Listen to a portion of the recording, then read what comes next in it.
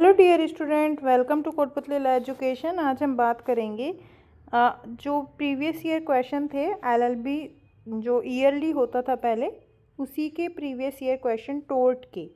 ठीक है, उसी के आधार पर आप किस तरीके से प्रिपरेशन कर सकते हैं, किस तरीके से आप देख सकते हैं कि किस तरीके के क्वेश्चन आते हैं। तो आज हम इस वीडियो में जानेंगे, तो आप इस वीडियो के लास्ट तक बने रहें। वीडियो को लाइक और शेयर भी कर लें, चैनल को सब्सक्राइब भी कर लें, साथ ही बेल आइकन पर भी प्रेस कर लें, जिससे आगे आने वाली वीडियो अपडेट आपको प्रोवाइड होती रहे। तो चलिए भी हम देखते हैं टोर्ट के प्रीवियस ईयर क्वेश्चन। तो पहले क्या था कि 100 नंबर का पेपर आता था, पर अब ऐसा नहीं है, वह 80 नंबर का ही पेपर आएगा आपके। पर क्वेश्चन तो देखो वही रहेंगे, ठीक है, चाहे वो शॉर्ट में बना दो, लॉन्ग में बना दो, क्योंकि लॉ जो है वो तो एक ही है, सिर्फ उसका पैटर्न चेंज हुआ है कि अब आपका 80 नंबर का ही पेपर आएगा। तो देखो क्वेश्चन यहाँ पे दे रखा है, अपकृत्य विधि के क्षेत्र उद्देश्य की विवेचना कीजिए। ठीक है, तो ये इस तरीके से पूछ सकते हैं। तो देखो आप इतिहास याद कर लो, कोई भी सब्जेक्ट हो, चाहे वो टोर्ट ही नहीं, उसकी परिभाषा उस सब्जेक्ट की, उसका क्षेत्र, कैरेक्टरिस्टिक्स मतलब विशेषताएं, ठीक है, उसके ऑब्जेक्ट क्या है मतलब उद्देश्य क्या है, महत्व क्या है। तो ये तो एक कॉमन चीज़ होती है कि हर पेपर में ये क्वेश्चन एक ना एक तो मिलता ही है। तो ये अगर आप याद करते हो तो उससे आपके 4 से 5 क्वेश्चन रेडी हो जाते हैं। उसके बाद है स्वेच्छा से वहन क्षति मतलब वॉलेंटी नॉन फिट इंजूरिया, जो मतलब हम खुद बोलते हैं ना कि आ बैल मुझे मार, ठीक है, वो वाली कहावत का ही यहाँ पे सिद्धांत है, इसको समझाना है। ठीक है, प्रमुख वादों की सहायता से क्षति की दूरवर्तीता का सिद्धांत मतलब जो रिमोटनेस ऑफ डैमेज है। ये क्वेश्चन बहुत इंपॉर्टेंट रहते हैं, ये हर बार रिपीटेड क्वेश्चन रहते हैं। ठीक है, ये हो गया, एक होता है एक्ट ऑफ गॉड, ये इम्पोर्टेंट रहते हैं हमेशा ही। उसके बाद है पूर्ण दायित्व से आप क्या समझते हैं, पूर्ण दायित्व कठोर दायित्व में अंतर बताओ। तो देखो अब यहाँ पे दो क्वेश्चन है, पूर्ण दायित्व और कठोर दायित्व, तो आप दोनों को ही पूरा पढ़ लो, क्योंकि अगर पूर्ण दायित्व नहीं तो कठोर दायित्व तो पूछेंगे ही पूछेंगे। ठीक है, उसके बाद है यहाँ पे आक्रमण व प्रहार को परिभाषित कीजिए मतलब असॉल्ट और बैटरी को, मतलब ट्रेसपास के बारे में आपको पूरा पढ़ना पड़ेगा। ठीक है, उसके बाद असॉल्ट, बैटरी, ठीक है, ये पढ़ना पड़ेगा। तो अगर आप ट्रेसपास पूरा पढ़ते हो तो उसी में ही ये सारी चीज़ें आ जाएंगी, तो आपको अलग से याद करने की ज़रूरत नहीं होगी।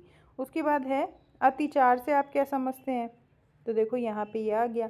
तो ये क्या है, ट्रेसपास भी 2-3 तरीके से होता है, तो जैसे trespass to person, trespass to property. ठीक है, तो ये अगर आप पूरा ही ट्रेसपास पढ़ लोगे तो उसमें से 4 से 5 क्वेश्चन आराम से बनते हैं, तो आप आराम से याद कर लोगे।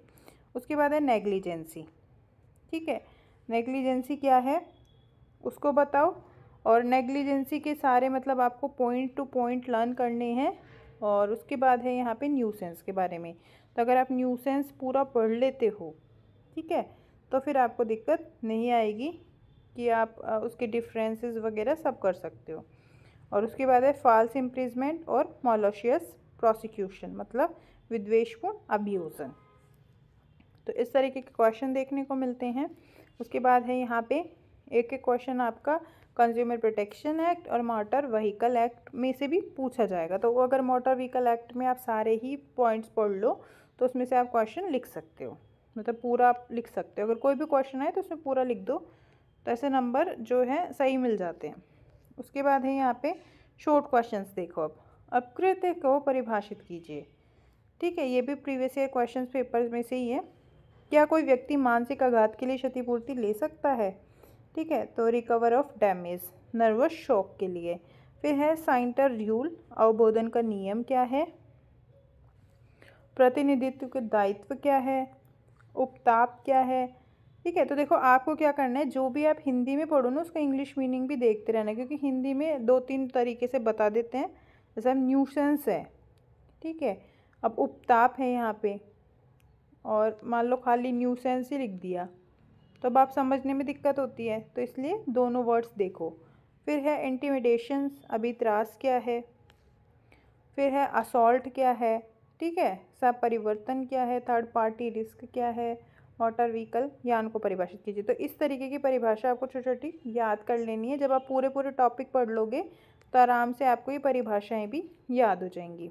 उसके बाद है वही देखो रिपीटेड क्वेश्चन कि रिमोटनेस ऑफ डैमेज बताओ, स्वेच्छा से उठाई क्षति वही रिपीटेड वही बताओ। ठीक है, अगर ये सब पढ़ लेते हो तो वही रिपीटेड होता रहता है बार बार। फिर है अपकृत्य और अपराध तथा अपकृत्य और अर्थ-संविधा में विभेद बताओ, प्रतिनिधित्व दायित्व बताओ, मतलब वैकेरियस लायबिलिटी। उसके बाद है भूमि के अतिचार से क्या तात्पर्य है, मतलब वही ट्रेसपास से रिलेटेड क्वेश्चन आ गया। तो ट्रेसपास आप पूरा पढ़ लेते हो तो आपको सारे क्वेश्चन आराम से आ जाएंगे। आक्रमण को परिभाषित करो, जो कि अभी हमने ऊपर वाले क्वेश्चन पेपर में भी देखा था। विद्वेषपूर्ण अभियोजन के आवश्यक तत्वों को, ये हमने पहले शॉर्ट टिप्पणी देखी थी, अब ये पूरा ही क्वेश्चन आ गया। उसके बाद है यहाँ पे अंशदायी असावधानी, मतलब कॉन्ट्रीब्यूटरी नेग्लिजेंसी क्या है। तो अगर आप नेग्लिजेंसी का पूरा ही टॉपिक क्लियर कर लोगे तो ये भी आप आराम से कर सकते हो। फिर वही कंज्यूमर प्रोटेक्शन एक्ट में से एक क्वेश्चन आ गया और मोटर व्हीकल एक्ट में से आ गया। ठीक है, उसके बाद है उचित वाद विधि की सहायता से बिना विधिक क्षति के हानि को बताओ, मतलब इंजूरिया साइन डैमनम और डैमनम साइन इंजूरिया वाला जो प्रिंसिपल है वो आपको पूरा याद करना है।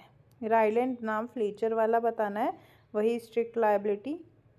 ठीक है, और उसके बाद है उपेक्षा के खतरे में आयाम व लिए जाने वाले सावधानी के स्तर के संबंध में बताओ, तो वही नेग्लिजेंस से रिलेटेड आ गया।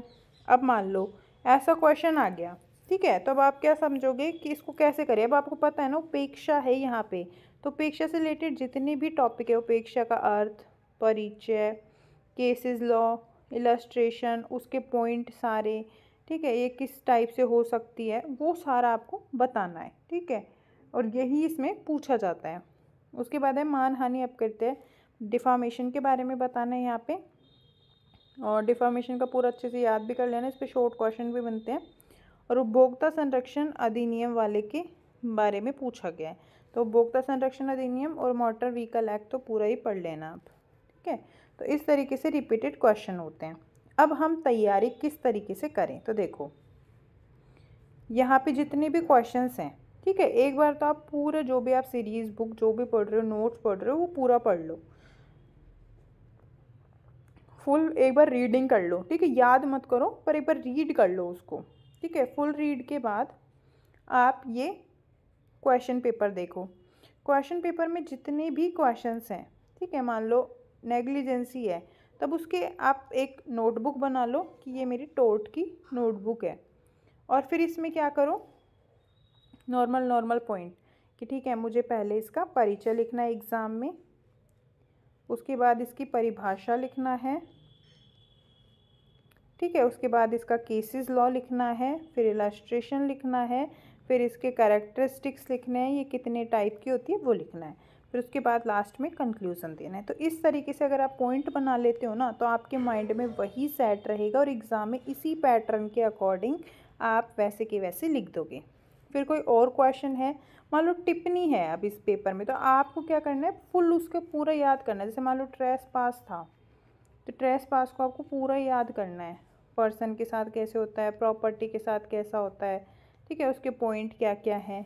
तो इस तरीके से तो आपके क्या है ये रिवीजन भी हो जाएगा और साथ ही में प्रिपरेशन भी हो जाएगी, साथ ही में आपका जो रिटन स्किल है वो भी ठीक हो जाएगी। और एग्ज़ाम में आपको क्या है कि पूरे पेज फिल करने होते हैं, तो वहाँ पे कम टाइम रहता है तो वो फिल नहीं हो पाते, इसलिए लिखने की ज़्यादा से ज़्यादा प्रैक्टिस करो। ठीक है, तो इस तरीके से हम प्रीवियस ईयर क्वेश्चन पेपर के अकॉर्डिंग तैयारी कर सकते हैं।